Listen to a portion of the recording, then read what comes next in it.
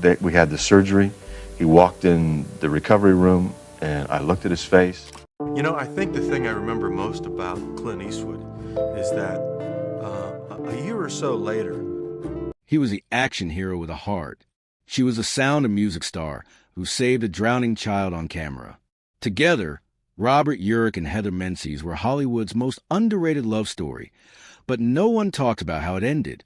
The cancer that ripped their world apart, the back-to-back tragedies, the death that happened exactly 15 years later. At the same time, down to the minute, these weren't just coincidences. What really happened to Robert and Heather is almost too cruel to believe. They said Robert Urich had the most TV shows of any leading man in history, 15 different series. That alone would make him a legend, but his story wasn't just about quantity. It was about how he kept surprising people, shifting from action star to dramatic lead, then to a Broadway singer, and even to a respected documentary host. Most actors get boxed in. Robert broke every mold. He started as a football player from Ohio. No fancy connections, just talent, charm, and one important friend, Burt Reynolds. Burt believed in him early on and helped him land his first big shot. That shot came with SWAT in 1975.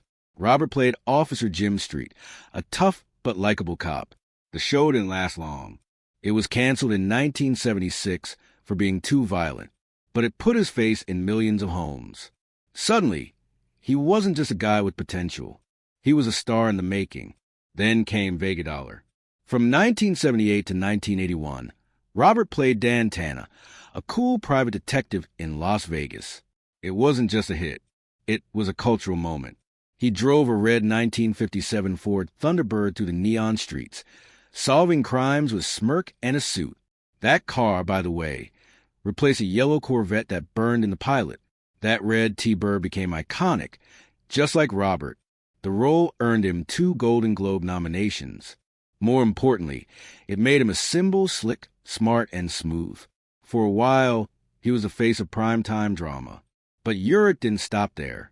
Over the next 3 decades, he dominated television in a way few others ever have. 15 leading roles, every genre. He did comedy in Soap, where he played a clueless tennis pro. He tackled espionage in Gavilan. He even led a Western, The Lazarus Man, in the mid-90s. From 1973 to 2001, he was on screen almost nonstop, and he wasn't just coasting. He kept taking risks, switching gears, trying new things. He wasn't content being a one-note star. He wanted to do it all. Then came Spencer, for Hire. This wasn't just another detective show. It ran from 1985 to 1988 and brought in an estimated $50 million to the state of Massachusetts. That's how much it cost to shoot on location in Boston, which gave the show its gritty, authentic feel. The winters were brutal. The budgets were tight, but Robert made it work. His chemistry with co-star Avery Brooks, who played the tough and mysterious Hawk, was electric. The show wasn't about car chases and gunfights. It was about character, about justice, about doing the right thing even when it hurt, and fans loved it. He later returned as Spencer in 4 made-for-TV movies, proving the character and Robert had staying power.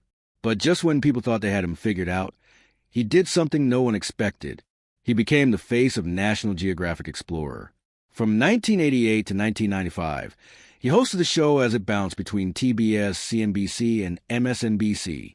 His voice became the sound of wonder, explaining deep-sea mysteries and ancient civilizations. He wasn't just reading a script, he meant it. That's why he won a Cable Ace Award in 1993 and an Emmy in 1992 for narrating Ubit's Terror on Our Shores. He also hosted On Assignment and won another Cable Ace for that. These weren't throwaway gigs. These were serious, respected shows, and Robert proved he had the range. He could have stopped there and still gone down as a legend, but there was one more act. In 2000, while battling synovial cell sarcoma, a rare and aggressive cancer he'd been fighting since 1996, Robert made his Broadway debut. He played Billy Flynn in Chicago from January 5th to February 13th. He had already done the role on tour in cities like Detroit and Washington, D.C., but this was the big stage. This was the Schubert Theater, and he nailed it. Audiences were shocked. not just by his performance, but by the fact that he could sing, really sing. And there was something else. As his wife later said, there was a twinkle in his eye when he walked out on stage. Even with chemo and exhaustion, he lit up the room. Heather Menzies was born in Toronto on December 3rd, 1949, to Scottish parents who had fled the wreckage of post-World War II Britain. Her father was a struggling artist chasing a fresh start, but what they found in Canada was hardship. They were broke, displaced, and clinging to hope. This difficult immigrant life gave Heather something Hollywood couldn't teach: grit. By the time she turned 14, Heather had already lived in 4 cities across 2 countries: Vancouver, Miami, London, and Southern California. Every time her father's art career failed, the family packed up and moved again. Heather had to learn new accents, new school systems, and how to make friends quickly. It was exhausting, but all that instability made her adaptable. She was already used to reinventing herself, something that would come in handy later. Then, at just 14 years old, without any acting experience, Heather walked into a casting call that would change her life. Hundreds of girls auditioned for The Sound of Music. Most had resumes, agents, and years of training. Heather had nothing but one forgotten TV episode on her record. But she had something else. She was real. Her natural charm stood out. And just like that, she was cast as Louisa Von Trapp. The shoot wasn't just glamorous, singing in the Alps. One terrifying moment nearly turned the film into tragedy. During the rowboat scene, the boat capsized. Heather's 5-year-old co-star, Kim Carruth, who played Little Gretel, couldn't swim. She went under twice. The cameras were rolling.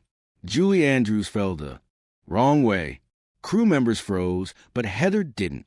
She swam straight to Kim, pulled her up, and saved her life. Kim swallowed so much water, she got sick, and later developed a lifelong fear of swimming. But the scene stayed in the movie, and what you see on screen is real. Heather rescuing her castmate. When The Sound of Music hit cinemas on March 2nd, 1965, it exploded.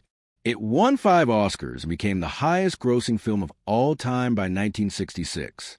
It made $286 million worldwide and sold 283 million tickets. It topped box offices in 29 countries. And just like that, Heather Menzies, formerly the quiet girl from an immigrant family, was famous everywhere. She was only 15. But Heather didn't want to be frozen in time as sweet little Louisa. So, in 1973, she did something drastic. She posed nude for Playboy in a spread titled Tender Trap. The name was a cheeky nod to her Sound of Music past, but the message was clear. She wasn't a child anymore. It shocked the public. Just 8 years earlier, she had been the innocent teenager in a family film. Now, she was taking control of her image, even if it meant upsetting fans who still saw her as Louisa. That same year, she starred in one of the strangest horror films of the decade. She played Christina, the daughter of a mad scientist turning people into snakes. It was weird, low budget, and full of real snakes. But Heather didn't flinch. Critics called her sweet and appealing. Even in such a bizarre role, she was trying to break out, not fade away. In 1977, she landed a major TV role in Logan's Run, playing Jessica Six in a sci-fi world where people were hunted down at 30. The show was short-lived, just 14 episodes, but Heather's revealing costume and rebellious character made her a standout. At one point, CBS execs panicked, saying she looked too risque for a children's show. Her outfit had to be redesigned with tights and pink briefs. But Heather stayed firm. This was who she was now. In 1978, she made her most successful career move yet, starring in Piranha, a cult horror hit produced by B-movie legend Roger Corman. The budget was just over $700,000, but the film made $16 million. Even Steven Spielberg gave it praise, and a lawsuit from Universal was quietly dropped. Heather played Maggie McEwen, a gutsy skip tracer who drove the action. She held her own alongside a cast of horror regulars, and her performance helped make Piranha a classic. Robert Urich and Heather Menzies met while pretending to be married in a canned hash commercial. Sounds silly, right? But that moment on set in 1974 changed both their lives forever. Heather Menzies was 25, freshly divorced, and trying to move past a young marriage that didn't work out. Robert Urich was 28, fit, charming, and just catching fire in Hollywood. They were filming a simple Libby's commercial playing a married couple, and something just clicked. It wasn't just acting. The connection felt real. So real that even when the camera stopped rolling, the feeling didn't. That one day, pretend to be in love quickly turned into something much deeper. It wasn't just a job. It was the start of a love story that would last for 27 years. Robert wasn't some struggling actor either. He was right on the edge of stardom. Just a year later, in 1975, SW8 hit television screens across America and turned him into a household name. He played Officer Jim Street, the tough guy with heart, and fans loved him. But it didn't happen by accident.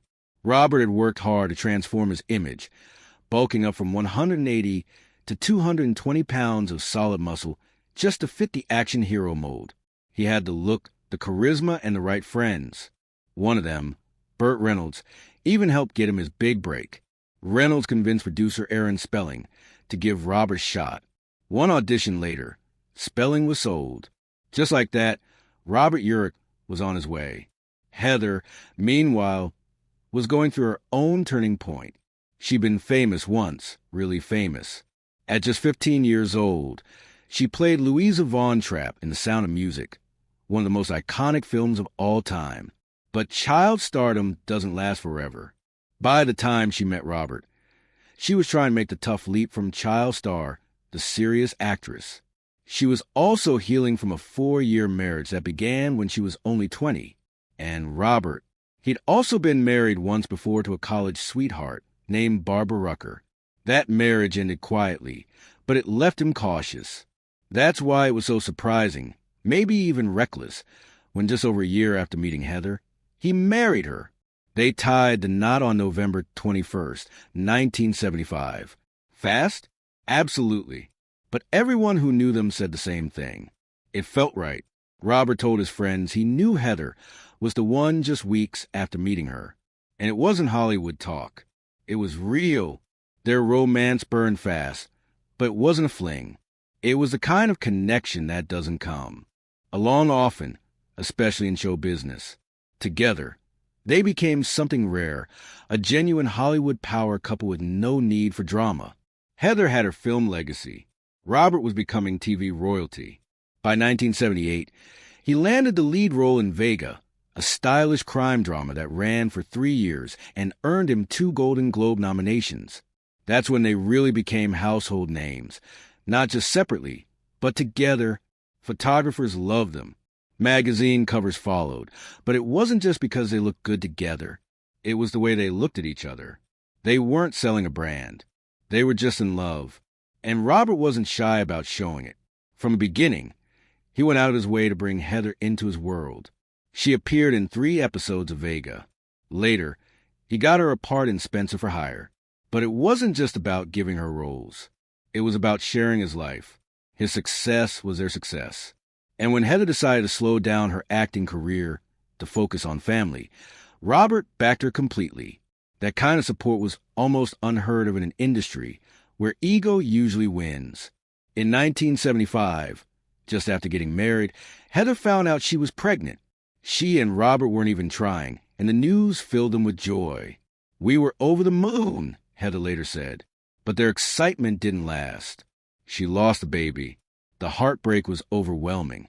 And it didn't stop there. Heather miscarried again and then again. 3 pregnancies, 3 losses, one after the other. Each one tore at them a little more. What began as hope quickly turned into a pattern of grief. Friends began to worry the couple might not survive the emotional toll. And all of this was happening at the same time. Both of their careers were taking off. They were living under the lights of Hollywood. But behind the scenes, their world was falling apart. After the 3rd miscarriage, something had to change. Robert and Heather made a difficult decision. Adoption. It wasn't a quick fix. They were placed on a waiting list and had to go through a long process. But eventually they welcomed their first child, Ryan, in 1978.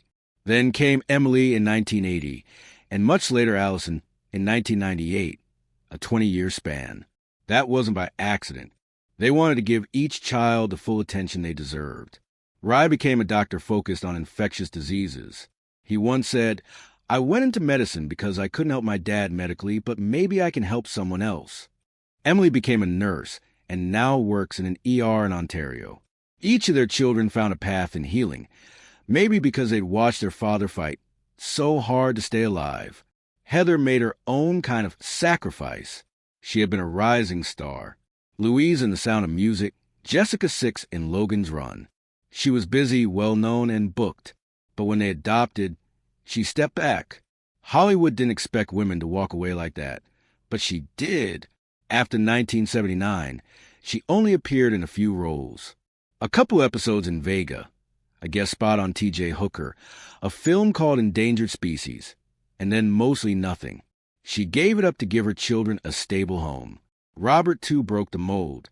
He wasn't the kind of father who let nannies raise his kids while he stayed on set. Even though he was one of the busiest actors on TV with 15 shows over a 30-year career, he made sure to be there on Spencer or higher. He had a clause in his contract that let him fly cross-country whenever Emily had medical appointments. That was rare, almost unheard of in the 1980s. His parenting wasn't just about showing up. It was about connecting. When Ryan misbehaved, Robert didn't yell. He sat down on the floor with him, eye to eye, and asked what was going on. He wanted to understand, not punish. And even in his last days, when the cancer had drained nearly all his strength, Robert still got on the floor to play with his youngest, Allison, just 2 days before he died. But everything changed in August 1996. Robert went in for a regular checkup, but the doctors found something. It was synovial sarcoma, a rare and aggressive cancer that affects soft tissue around the joints. It's most common in people under 30. Robert was 49. The cancer was in his groin. The treatment would be brutal, chemo, radiation, and multiple surgeries. And the timing couldn't have been worse. He had just launched a new series, The Lazarus Man, and was in the best shape of his life. The diagnosis hit Hollywood hard. The show was doing well, and a second season was already in the works. But within weeks of the news, Castle Rock Entertainment pulled the plug. The decision blindsided everyone. Only 20 of the 22 episodes had aired. 2 finished episodes were left on the shelf. TNT had already agreed to renew the show, which made the cancellation even more shocking. In July 1996, doctors started him on chemotherapy and radiation that dragged on for 6 brutal months. He showed up to the hospital every morning at 5:45 a.m. where they pumped his chest full of potassium, bicarbonate, and anti-nausea drugs before the real punishment began. Chemotherapy lasted 4 hours a day for 9-day cycles. After the 6th day, Robert said it felt like pool chemicals were burning through his veins. He tried to distract himself, but there was no escaping the nausea and pain. The radiation was even more intense. They used lead templates to aim tens of millions of rads, thousands of times stronger than a normal X-ray, at the cancer in his groin, trying not to destroy everything else. By February 1997, he had lost all his hair. He could barely breathe, and the sickness never left him. He wasn't just fighting cancer. He was fighting to survive the cure. Then something miraculous happened. In October 1997, surgeons went in to remove whatever was left of the tumor. But when they opened him up, there was nothing. No tumor, no cancer, not even dead tissue. It was as if the disease had never been there. Robert was stunned. He said, "I started to wonder if I ever had it." Doctors gave him a 5% chance of relapse. For the first time in years, there was real hope. By 1998, Robert was declared cancer-free. He became the national spokesperson for the American Cancer Society. He told the world, "It's part of my deal I made with God to spread the word that it is survivable." He started working again. He joined the cast of Love Boat, The Next Wave. And 2 years later, he fulfilled a dream, performing on Broadway as Billy Flynn in Chicago. It felt like the nightmare was finally over. Robert and his wife Heather believed they had beaten the odds. With a 95% cure rate promised by doctors, they started planning their future. He donated all $125,000 of his winnings from Who Wants to Be a Millionaire to cancer research. He and Heather launched a Euro fund to support sarcoma studies at the University of Michigan. He traveled the country telling people to get screened early. He even began writing his memoir, An Extraordinary Life. For once, it seemed like the story might end in triumph. But it didn't. In November 2001, the cancer returned. New lumps appeared. At first, doctors thought a new drug could handle it. But they were wrong. This time, the disease was faster, stronger, and far more aggressive. The original tumor had been local. This one had spread everywhere. There was no surgery, no cure, no more chances. Robert was just finishing work on his final show, the NBC sitcom Emerald. His acting career ended as the disease began its final assault. He and Heather had believed they were in the clear. They had rebuilt their lives, and now it was all unraveling again. Only this time, they knew how the story would end. On April 16, 2002, at 7:22 p.m., Robert Urich took his last breath at Los Robles Regional Medical Center in California. He was 55. Heather and their 3 adopted children, Ryan, 24, Emily, 22, and Allison, just 4, were by his side. He had only been hospitalized a few days earlier with breathing problems. Even in his final weeks, he had been working on his memoirs, still trying to leave something behind. The night before he died, his final television movie, Night of the Wolf, had aired on national TV. Heather was 52 when she became a widow. They had been married for 27 years. She had stood by him through every surgery, every round of chemo, every moment of fear. They had lost children to miscarriage. They had built a family through adoption. And now she had to face the world alone. Her grief was enormous, but so was her strength. 3 days later, nearly 1,000 people came to St. Charles Borromeo Church in North Hollywood to say goodbye. Stars like Tony Danza, Gavin Loud, and Tom Selleck came to pay tribute. Selleck told reporters, "It's sad because of who Bob is and was. It's true friendship that brings these kind of people out." A black and white photo of Robert stood outside, surrounded by flowers. The man who had once held the world record for starring in 15 television series was gone, but no one was forgetting him. Heather didn't stop. Even before Robert's death, they had started a fund together. But now she turned it into something bigger. She founded the Robert Urich Foundation. She wanted a more hands-on approach. More events, more awareness, more money for research. Spearheading the foundation gives me energy. She said, "It's much like every priceless day I spent with Robert." She raised their children. She kept working. She turned her pain into purpose. In November 2017, Heather Menzies Urich, who had once danced across screens as Louisa Von Trapp in The Sound of Music, was told she had glioblastoma multiforme, one of the most aggressive and deadly brain cancers known to medicine. She was 68. And the cruelest part, this happened exactly 15 years after cancer had taken her husband, actor Robert Urich. In 2002, for the last decade and a half, Heather had dedicated herself to fighting cancer. She worked through the Robert Urich Foundation, raising money, helping patients, doing everything she could to keep other families from suffering the way hers had. But now it was her turn. The disease she'd been fighting had come for her. The diagnosis came just 4 weeks before her death. There was no time to prepare, no time for long goodbyes. Robert had battled cancer for 6 years. His fight gave them hope. It gave them time. Heather's decline was the opposite. Glioblastoma doesn't wait. It spreads fast and it takes faster. Her son, Ryan Urich, told reporters that her health collapsed almost immediately after the diagnosis.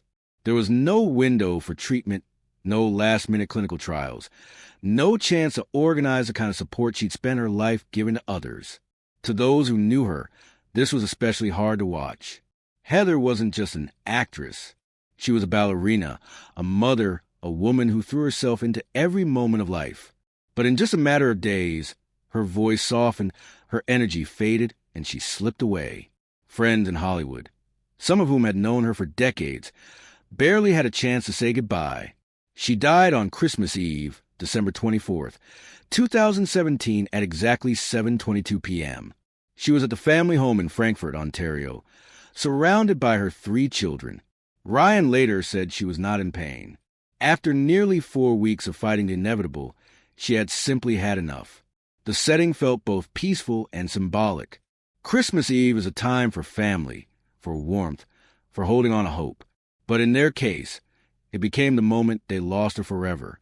It was a haunting echo of Robert's passing. He had died on April 16, 2002.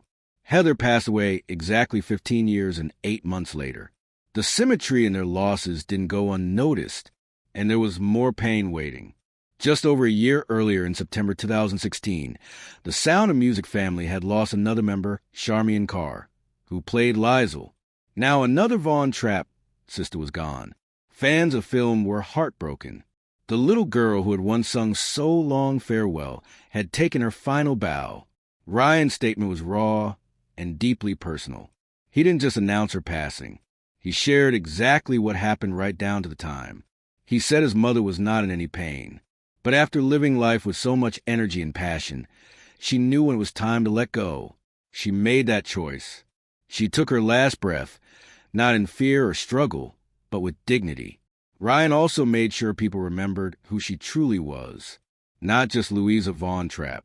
She had been a dancer, an actress, a fighter, someone who chose to spend her years helping others. And even in the end, she never lost that grace.